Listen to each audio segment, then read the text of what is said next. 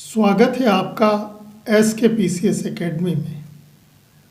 आज हम लोग भारत के पड़ोसी देश बांग्लादेश के विषय में जानेंगे।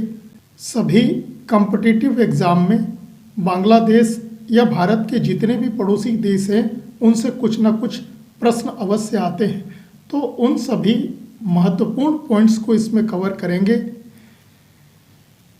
तो देखें, ये भारत का नक्शा दिया गया है और इसमें बांग्लादेश कहाँ पर स्थित है। तो बांग्लादेश ये दर्शाया गया है, यानी बांग्लादेश की सीमा से जुड़े भारत के राज्य कौन कौन से हैं। एक है पश्चिम बंगाल, असम, उसके बाद हो जाएगा मेघालय, त्रिपुरा और मिजोरम। मणिपुर से इसकी सीमा नहीं लगती है। तो 5 राज्य ऐसे हैं जो बांग्लादेश की सीमा को छूते हैं। इस मैप में देखें, बांग्लादेश को ये दर्शाया गया है और बांग्लादेश की सीमा पश्चिम बंगाल से, उसके बाद मेघालय से, असम से और त्रिपुरा व मिजोरम से मिलती है। बांग्लादेश के राष्ट्रीय प्रतीकों को आप लोग ध्यान रखना। बांग्लादेश का राष्ट्रीय पशु क्या है? बाघ है। भारत का राष्ट्रीय पशु भी बाघ है। बांग्लादेश का राष्ट्रीय पक्षी ओरिएंटल मेघपाई रॉबिन है, जबकि भारत का राष्ट्रीय पक्षी मोर है। बांग्लादेश का राष्ट्रीय खेल कबड्डी और वहाँ का राष्ट्रीय फूल वाटर लिली और राष्ट्रगान आमार सोनार बांग्ला है, जिसे रविंद्रनाथ टैगोर ने लिखा है। तो रविंद्रनाथ टैगोर ने ही भारत का राष्ट्रगान जन गण मन अधिनायक लिखा था और साथ ही उन्होंने बंगाल का राष्ट्रगान भी लिखा, जिसका नाम क्या था? आमार सोनार बांग्ला। इनसे प्रश्न पूछ लिया जाता है कि राष्ट्रीय पशु, पक्षी, खेल, फूल या राष्ट्रगान पूछ लिए जाते हैं, तो आप लोग इनको ध्यान रखना। बांग्लादेश के साथ सीमा साझा करने वाले भारत के ये 5 राज्य हैं। पश्चिम बंगाल की सीमा लगती है 2216.70 किलोमीटर। त्रिपुरा की सीमा 856 किलोमीटर बंगाल से छूती है, जबकि मेघालय की 443 किलोमीटर, मिजोरम की 318 किलोमीटर और असम की 263 किलोमीटर सीमा जो है वो बांग्लादेश से लगती है। और अगर इसकी कुल सीमा रेखा की लंबाई देखें तो 4096.70 किलोमीटर बैठती है। तो भारत की सबसे लंबी सीमा जो है वो किससे है? बांग्लादेश से ही है, जिसकी लंबाई कितनी है? 4096 किलोमीटर है। बांग्लादेश का क्षेत्रफल भी ध्यान रखिएगा 1,48,460 वर्ग किलोमीटर है और जनसंख्या वहाँ की 17 करोड़ 30 लाख है। आप लोगों से एक प्रश्न है, भारत की सबसे बड़ी सीमा रेखा तो आप जान गए बांग्लादेश से है, जिसकी लंबाई भी आपने जानी। भारत की सबसे छोटी सीमा रेखा किस देश के साथ मिलती है? आप लोग कमेंट करके बताइएगा। बांग्लादेश से संबंधित इम्पोर्टेंट फैक्ट्स, इनको भी ध्यान रखिएगा। बांग्लादेश में 90% से अधिक मुस्लिम हैं, मुस्लिम बहुल आबादी है। करेंसी वहाँ चलती है टका। बांग्लादेश की संसद कहलाती है जातीय संसद। तीस्ता नदी जल विवाद, ये भारत और बांग्लादेश के मध्य विवाद है। कौन सी नदी को लेकर है?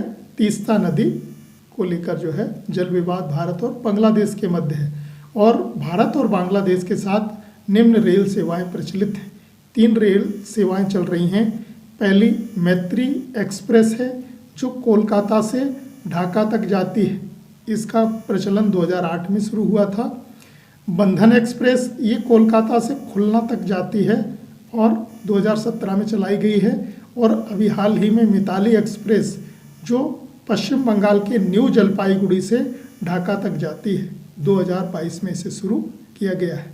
तो मैत्री, बंधन और मिताली एक्सप्रेस ये भारत और बांग्लादेश के मध्य रेल सेवाएं हैं, जबकि तीस्ता नदी जल विवाद भी भारत और बांग्लादेश के मध्य है। अब हम लोग बांग्लादेश का इतिहास जान लेते हैं। प्रारंभ में इसे बंगाल के नाम से जाना जाता था। मौर्य साम्राज्य और गुप्त साम्राज्य सहित विभिन्न क्षेत्रीय साम्राज्यों का यह महत्वपूर्ण हिस्सा था। सल्तनत काल और मुगल काल के समय भी ये अपने व्यापार और वाणिज्य के लिए प्रख्यात था। बंगाल का मलमल और रेशम उद्योग अत्यंत प्रसिद्ध था। 1757 में प्लासी की लड़ाई के बाद Bengal British East India company का हिस्सा बना और 1793 में यहाँ स्थायी बंदोबस्त लागू कर दिया गया। स्थायी बंदोबस्त अर्थात परमानेंट सेटलमेंट, और ये लॉर्ड कॉर्नवालिस के समय शुरू किया गया था। 1905 में बंगाल का विभाजन हुआ। हालांकि 1911 में दिल्ली दरबार में इसे रद्द कर दिया गया। बंगाल का विभाजन कर दिया गया था 1905 में लॉर्ड कर्जन के समय। 1947 में भारत का विभाजन के साथ पूर्वी और पश्चिमी पाकिस्तान का निर्माण हुआ। मुस्लिम बहुल पूर्वी बंगाल पूर्वी पाकिस्तान का हिस्सा बना।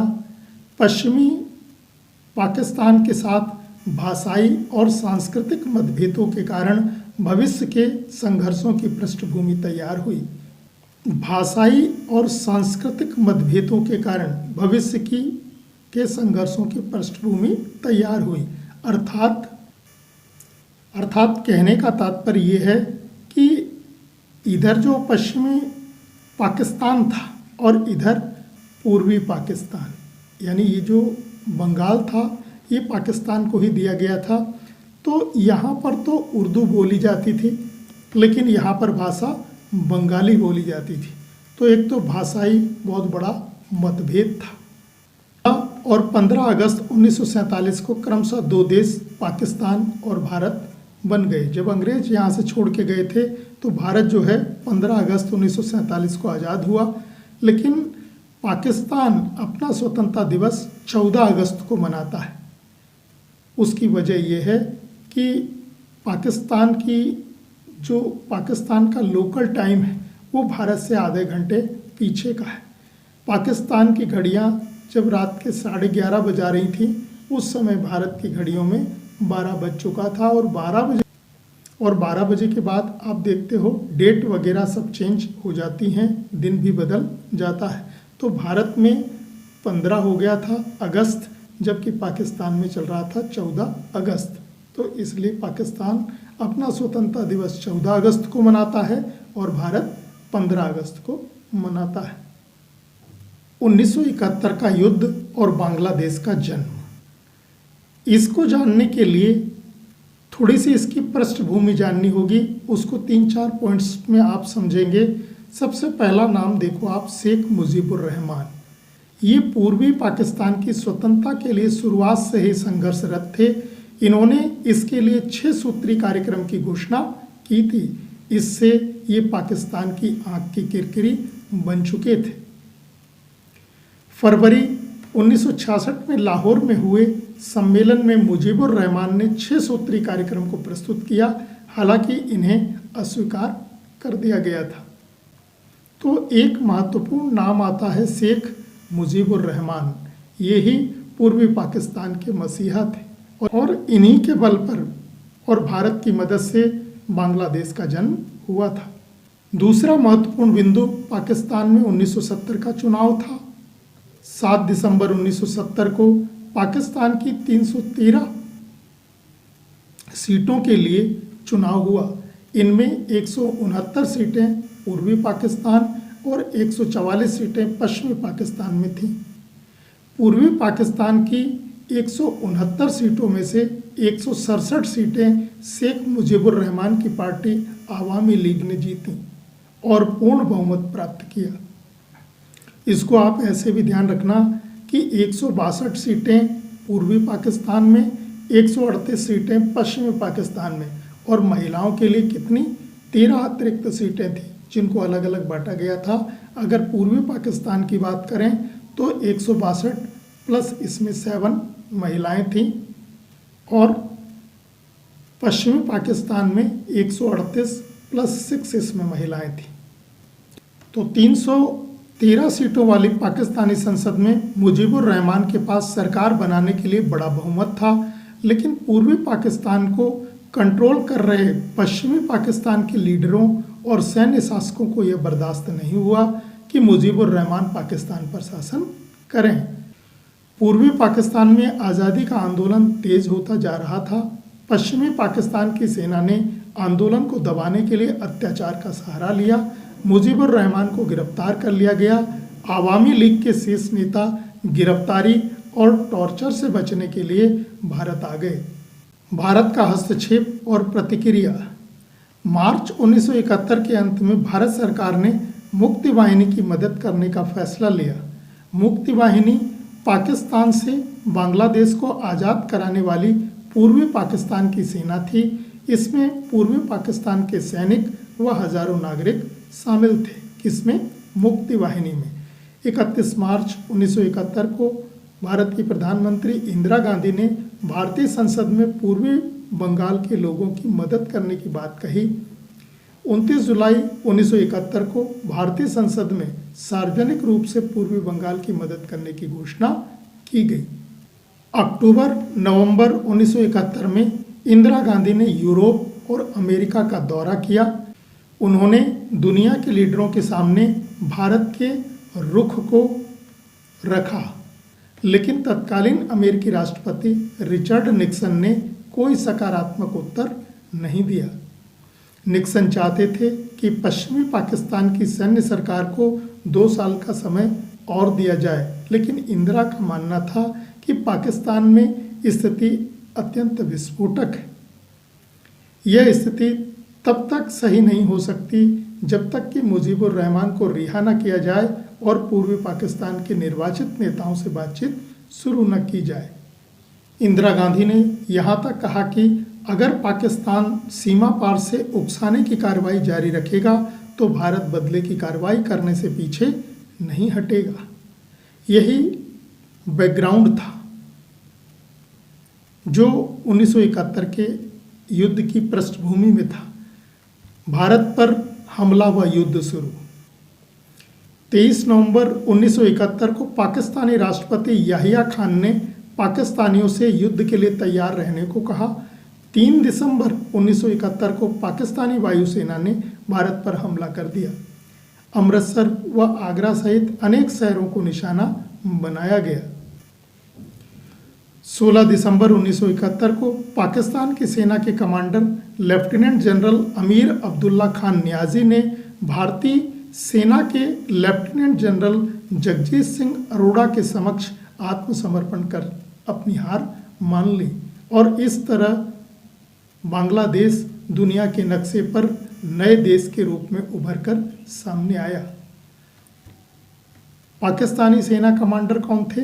Lieutenant general Amir Abdullah Khan Niazi, और इन्होंने 93,000 सैनिकों के साथ भारतीय लेफ्टिनेंट जनरल जगजीत सिंह अरोड़ा के समक्ष आत्मसमर्पण करके अपनी हार स्वीकार कर ली थी।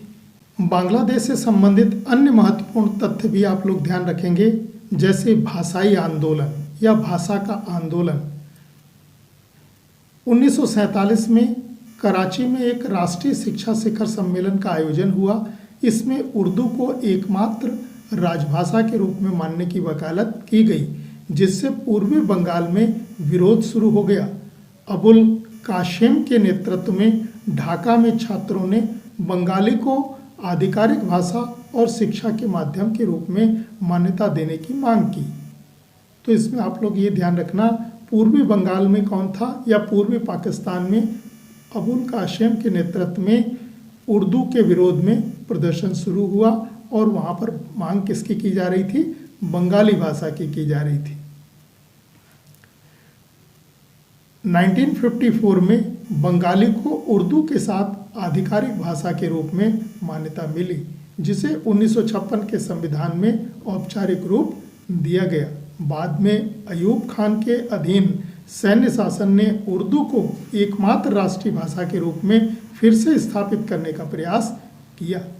1958 का पाकिस्तानी सैन्य तख्ता पलट।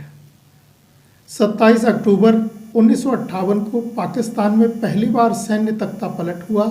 सेना प्रमुख अयूब खान ने संविधान को भंग कर, सरकार को बर्खास्त कर, नेशनल असेंबली और प्रांतीय विधानसभाओं को भंग कर, राजनीतिक दलों पर प्रतिबंध लगाकर और राष्ट्रपति इस्कंदर अली मिर्जा को हटाकर मार्शल लॉ की घोषणा की। तो पाकिस्तान में पहला सैन्य तख्ता पलट किसके अधीन हुआ था? जनरल अयूब खान ने किया था। बांग्लादेश की स्वतंत्रता की घोषणा, इसके विषय में आप लोग ध्यान रखना। 26 मार्च 1971 को आवामी लीग के नेता शेख मुजीबुर रहमान ने ढाका के धान मंडी स्थित अपने आवास पर ताजुद्दीन अहमद और कर्नल एमएजी उस्मानी सहित प्रमुख बंगाली राष्ट्रवादी नेताओं के साथ बैठक की और बांग्लादेश को स्वतंत्र घोषित किया। अर्थात बांग्लादेश स्वतंत्रता दिवस 26 मार्च 1971 को मनाया जाता है, जबकि बांग्लादेश विजय दिवस 16 दिसंबर 1971 को मनाया जाता है, जिसे बांग्लादेशी सेना पाकिस्तान से जीत की खुशी में मनाती है। 26 मार्च की रात को ही पाकिस्तानी सशस्त्र बलों ने पूर्वी पाकिस्तान की राजधानी ढाका में ऑपरेशन सर्च लाइट शुरू किया था। इसके तहत ढाका विश्वविद्यालय के छात्रों और बुद्धिजीवियों का नरसंहार हुआ था। शेख मुजीबुर रहमान का शासन, इसके विषय में आप ध्यान रखना। 10 जनवरी 1972 को अपनी रिहाई के बाद शेख मुजीबुर रहमान नव स्वतंत्र बांग्लादेश में प्रधानमंत्री बनने से पहले अस्थायी राष्ट्रपति बने थे। मुजीबुर रहमान के नेतृत्व में बांग्लादेश को संयुक्त राष्ट्र और गुटनिरपेक्ष आंदोलन में शामिल किया गया। मुक्ति संग्राम के दौरान भारत के समर्थन की सराहना करते हुए मुजीबुर रहमान ने इंदिरा गांधी के साथ घनिष्ठ संबंध स्थापित किए। 25 जनवरी 1975 को शेख मुजीबुर रहमान ने आपातकाल की घोषणा की और एक संवैधानिक संशोधन के माध्यम से सभी विपक्षी राजनीतिक दलों पर प्रतिबंध लगा दिया। इसी वजह से शेख मुजीबुर रहमान की हत्या की गई थी।